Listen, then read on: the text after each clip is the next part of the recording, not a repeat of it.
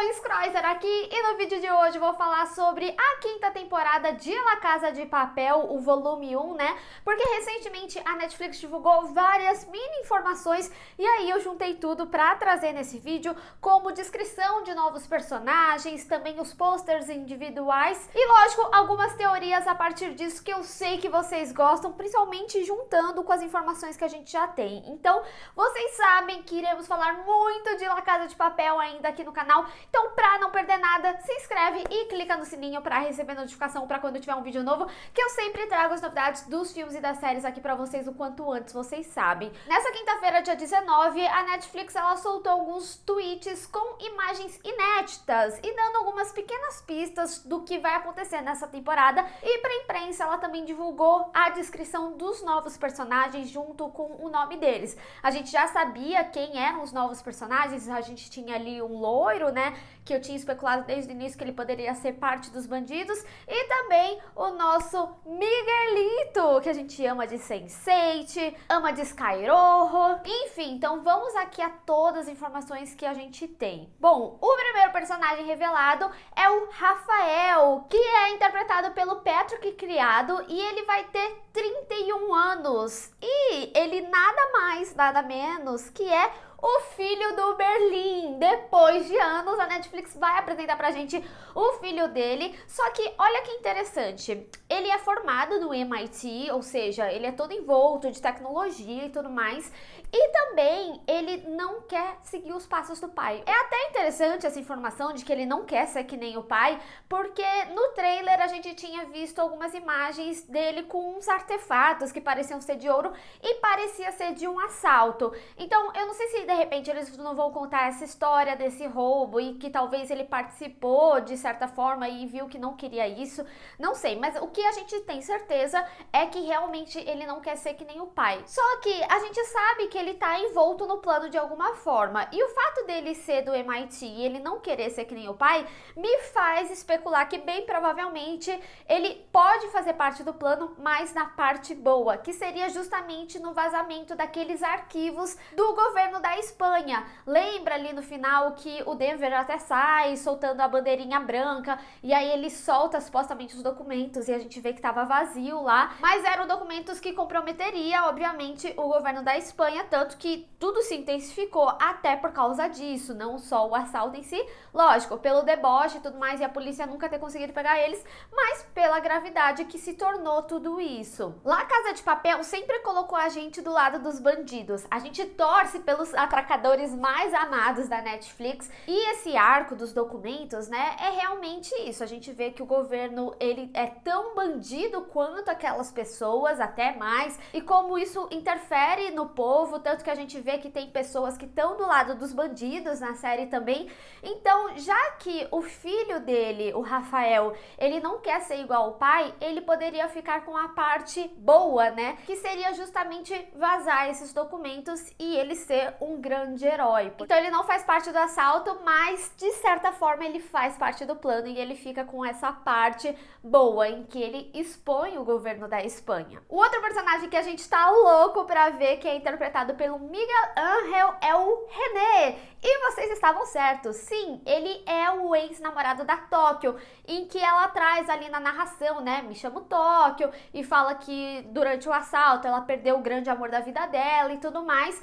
Só que assim, gente, lá no meu trailer eu tinha falado que uma das imagens parecia ser nos tempos atuais, até porque eu fico pensando, por que eles trariam essa história agora, que seria só em flashback, que nem a história do Berlim, se ele não vai aparecer? De duas a uma, ou ele realmente não morreu, a Tóquio só achou que ele morreu, ou essa história vai fazer um paralelo para outra história que está sendo contada agora. Até porque eu não posso deixar de falar que alguns dias atrás a Netflix divulgou os cartazes individuais de cada personagem de La Casa de Papel, e somente 2 cartazes têm personagens com sangue no rosto, que é o Rio e a Estocolmo. Não sei se vocês acompanham, se é o mesmo público, mas em Elite, na terceira temporada, a gente tinha algo bem similar que aconteceu, que era justamente o personagem que tinha sangue seria o personagem que iria morrer na temporada. Inclusive, alguns de vocês chegaram até a mandar mensagem no Twitter pra mim falando disso, e realmente a gente só tem esses 2 personagens com sangue no cartaz. E E eu não posso deixar de relembrar vocês que quando eu fiz a minha análise do teaser de La Casa de Papel 5, volume 1,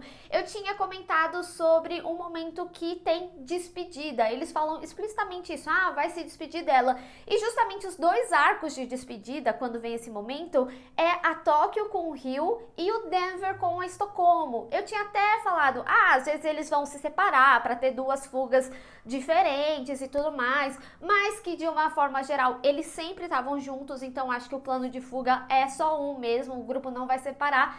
Então, o que fica, né, de despedida é justamente que esses dois personagens vão deixar a gente nesse volume 1. E que esse sangue no cartaz realmente é uma pista pra gente que vão ser esses dois personagens. E assim, gente, a Tóquio sempre foi a narradora da história, muito se especulou que ela seria a única viva e que ela estaria contando a história pra gente, mas no final das contas, ainda mais Espanha, que adora um bom romance, pode ser que toda a história de La Casa de Papel seja pra falar sobre como ela perdeu o grande amor dela e que ela se envolveu com um assalto novamente e que ela vai perder o amor dela aqui também. Então será que desde o início La Casa de Papel já estava falando pra gente que ela iria perder o Rio? Então isso é mais um fato também que reforça toda essa história de que o Rio vai morrer e como o Rio é a pessoa que tem o sangue e a Estocolmo também, eu acredito que realmente os dois vão deixar a gente. Mas agora, como que a Estocolmo iria morrer, né? Devemos lembrar também que no trailer a gente não tem absolutamente nada do arco do Arthurito. Não sei se vocês lembram, mas ele tinha entrado ali no Banco da Espanha e ele tá totalmente descontrolado. Ele tinha estuprado uma mulher e ele também tinha oferecido o comprimido que ele usou para ela dormir e conseguir fazer tudo. Ele também tinha oferecido para uma das mulheres que se revela infiltrada, né? Que ela sempre foi uma das atracadoras e ela só ficava ali com os reféns realmente. Então, pra mim, o Arthurito ali, ele já foi definido como um vilão, um boy lixo. Então, eu realmente acredito que ele pode ter um grande envolvimento na morte da Estocolmo. Até porque a gente sabe muito bem que ele nunca aceitou toda essa relação dela com Denver. Tem também a questão do filho deles, né, que o Denver assumiu. Então, eu acho que realmente pode se caminhar para algo extremamente grave e ele matar a Estocolmo. Então, realmente, se a Estocolmo morrer, eu acredito que o Arthurito possa ser o grande responsável dessa morte. E o terceiro e último, mais não menos importante personagem é o Sagasta, que é interpretado pelo José Manuel Seda. Na descrição dele, eles falam que ele é o general do exército e ele é bem aquele cara que já pegou vários bandidos da Espanha, mas que a forma que ele faz acaba fazendo com que ele se torne praticamente um bandido também. Então isso é muito interessante, essa dualidade do personagem, porque eles podem trabalhar assim esse aspecto de sim, ele ser do exército e tudo mais, mas como ele se aproxima dos bandidos, ele pode acabar sendo um infiltrado também. E a gente sabe que o exército vai ter grande importância, até porque também o Marcélia tem todo o envolvimento com o exército. Inclusive, né, eu tinha falado que ele aparece num helicóptero do exército e depois eu até assisti o último episódio, esse helicóptero também aparece. É justamente o helicóptero que coloca a Raquel ali de volta. Então eu realmente acho que o plano de fuga também está envolto com o exército. Então por isso que é muito importante essa dualidade do personagem, fazendo com que talvez ele também seja um infiltrado, apesar dele ser uma pessoa que pega bandidos.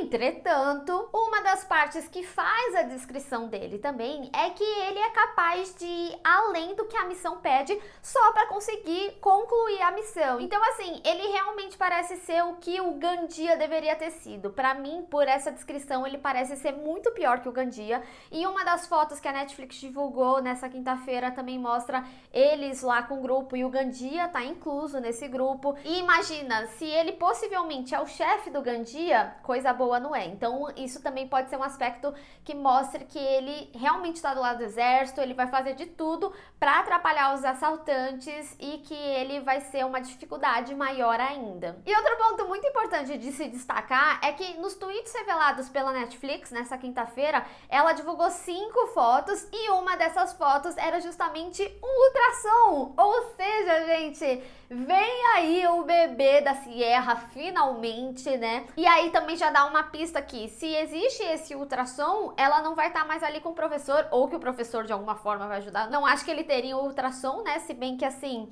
Estocolmo precisou ter o bebê. Então, enfim, né? Loucura de La Casa de Papel que a gente sabe que vai ter. Ou seja, se ela sai dali, bem provavelmente é porque ou o professor já conseguiu escapar nesse momento da série, ou simplesmente vai ser bem o momento de fuga do professor, em que ela vai precisar, por alguma urgência, ir no hospital e fazer essa ultrassom pra saber se tá tudo bem com o bebê. E nesse momento em que ela deixa o professor sozinho, ele consegue escapar. Enfim, gente, várias dicas. Eu sinto que eu já sei tudo que vai acontecer nesse volume 1. Mas eu quero saber agora de vocês, o que mais vocês observaram, o que mais que vocês estão empolgados para essa finalização de La Casa de Papel. Vamos discutir. Bem, pessoal, espero que vocês tenham gostado desse vídeo. Não esqueça de deixar o seu gostei e compartilhar nas redes sociais, inclusive me segue lá, se inscreve no canal e clica no sininho para receber notificação para quando tiver um vídeo novo. Te vejo no próximo. Tchau!